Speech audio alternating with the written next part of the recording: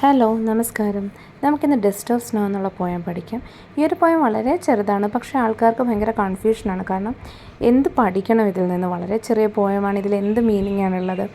Meaning വളരെ വ്യക്തമായിട്ട് എല്ലാവർക്കും അറിയുകയും ചെയ്യാം. ഇതിൽ നിന്ന് എന്ത് എഴുതും? അങ്ങനെ കുറച്ച് കൺഫ്യൂഷൻസ് ഉള്ളവർക്ക് വേണ്ടിയിട്ട് ഉള്ളൊരു വീഡിയോ ആണ് കേട്ടോ. അപ്പോൾ പെട്ടെന്ന് റിവിഷൻ ചെയ്യാം. നമുക്ക് dust of snow. Dust of snow എഴുതിയിട്ടുള്ളത് റോബർട്ട് ഫ്രോസ്റ്റ് ആണ്. ഫസ്റ്റ് പോയിന്റ് നമ്മൾ അതാണ് മനസ്സിലാക്കേണ്ടത്. ഡസ്റ്റ് ഓഫ് സ്നോ ഒരു സിമ്പിൾ ഷോർട്ട് പോയമാണ്, but deeper and larger meaning. Simple short പോയമാണെങ്കിലും ഡീപ്പർ ലാർജർ മീനിങ് ഉണ്ട്. അത് നമ്മൾ ഇതിൻ്റെ ക്വസ്റ്റ്യൻ ആൻസർ എഴുതുമ്പോൾ ഫസ്റ്റ് സെൻറ്റൻസ് ആയിട്ട് എഴുതാം.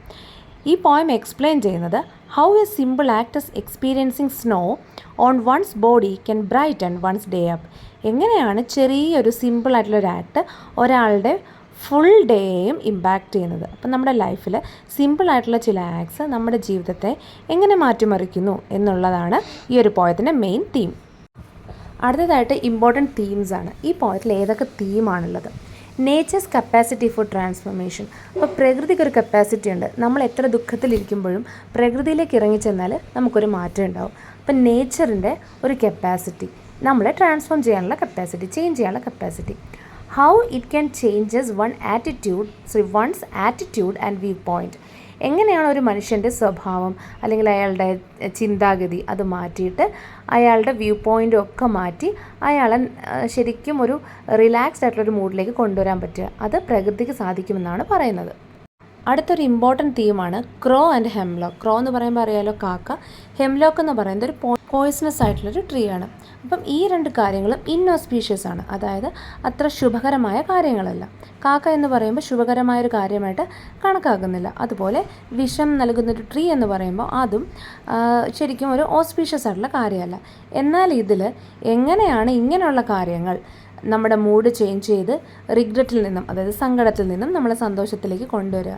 അതായത് ചിലപ്പോൾ നമ്മൾ നല്ലതല്ല എന്ന് വിചാരിക്കുന്ന കാര്യങ്ങൾ നമ്മുടെ ജീവിതത്തിൽ സന്തോഷം നൽകുന്നു എന്നാണ് ഇതിൻ്റെ മീനിങ്. ഇനി മറ്റൊരു തീം കൂടിയുണ്ട്. It is the poet attitude which considers these bad omens to be good for him. ഇത് പോയറ്റിൻ്റെ ആറ്റിറ്റ്യൂഡിനെ ഡിപ്പെൻഡ് ചെയ്തിരിക്കുന്നു. കൊള്ളില്ല എന്ന് വിചാരിക്കുന്നൊരു കാര്യം നമ്മുടെ ജീവിതത്തിൽ നല്ലതായിട്ട് സംഭവിക്കുമ്പോൾ നമ്മുടെ ഒരു ആറ്റിറ്റ്യൂഡിനെ, നമ്മുടെ ഒരു ചിന്താഗതിയാണ് ഇത് ശരിക്കും നമ്മുടെ സ്വഭാവത്തെ അല്ലെങ്കിൽ നമ്മുടെ ചിന്താഗതിയാണ് ഇത് ശരിക്കും സ്വാധീനിക്കുന്നത്. ഏത് കാര്യത്തിലും ഒരു പോസിറ്റീവ് വശമാണെന്ന് ചിന്തിച്ചു കഴിഞ്ഞാൽ everything will be all right. അതാണ് ഇതിൻ്റെ മീനിങ്. അപ്പോൾ തീം മനസ്സിലായല്ലോ. ഈ തീംസ് പഠിച്ചു വെച്ചേക്കുക. ആറ്റിറ്റ്യൂഡ് എന്ന് പറയുമ്പോൾ മനോഭാവമാണ് കേട്ടോ. ഒരു കാര്യം നമ്മൾ എടുക്കുന്ന ഒരു രീതി, നമ്മുടെ മനോഭാവം, അതാണ് ആറ്റിറ്റ്യൂഡ്. ഇനി നമുക്ക് സമ്മറി നോക്കാം. വളരെ ചുരുങ്ങിയ വേർഡ്സിലാണ് സമ്മറി പറഞ്ഞിരിക്കുന്നത്.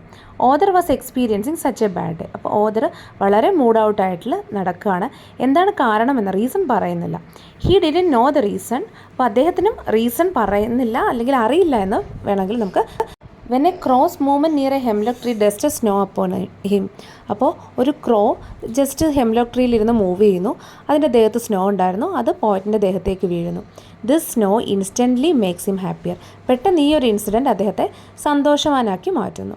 His day gets a lot better. അദ്ദേഹത്തിൻ്റെ ദിവസം വളരെ ബെറ്ററായി മാറുന്നു. ചെറിയ കാര്യങ്ങൾ നമ്മുടെ ജീവിതത്തിൽ വലിയൊരു ഇമ്പാക്റ്റ് ഉണ്ടാക്കും. Small things can make great impact in our life എന്നതാണ് ഇതിൻ്റെ മീനിങ്. അപ്പോൾ മനസ്സിലായല്ലോ. അപ്പോൾ എളുപ്പം പഠിച്ചില്ലേ? ഇത്രയേ ഉള്ളൂ കാര്യം കേട്ടോ. ഇതിൽ നിന്ന് ഏത് ക്വസ്റ്റ്യൻ ചോദിച്ചാലും നിങ്ങൾക്ക് ഈസി ആയിട്ട് എഴുതാനായിട്ട് പറ്റും.